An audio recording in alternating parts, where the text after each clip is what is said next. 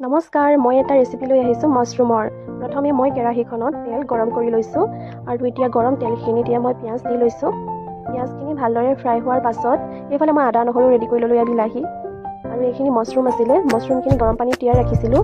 এতিয়া মই অলপ চেপি লৈছোঁ মাছৰুমখিনি। এয়া তেলত পিঁয়াজখিনি ফ্ৰাই হৈ গৈছে। এতিয়া মই মাছৰুমখিনি ইয়াতে দি অলপ ফ্ৰাই কৰিম।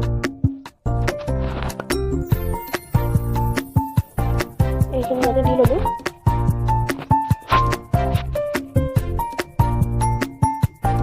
হালধি দি দিছোঁ।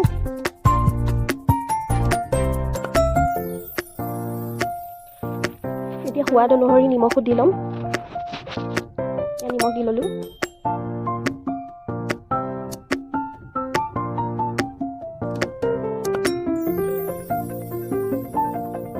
সৰু গুটি আলু আছিলে, এয়া কাটি লৈ ইয়াতে দি লৈছোঁ। গুটিখিনি ভালদৰে ফ্ৰাই কৰি লৈছোঁ।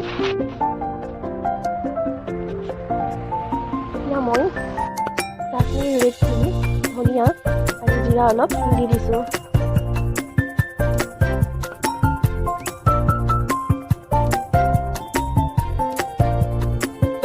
কাটি লোৱা বিলাহীখিনিও দি ল'লোঁ। মোৰ ফ্ৰাই হৈ গৈছে। মোৰ ৰেডি হৈ গ'ল ৰেচিপিটো চাই কেনে পালে? যদি ভাল পাইছে লাইক, কমেণ্ট লগতে শ্বেয়াৰ কৰি দিব। আজিলৈ ইমানেই। Bye bye.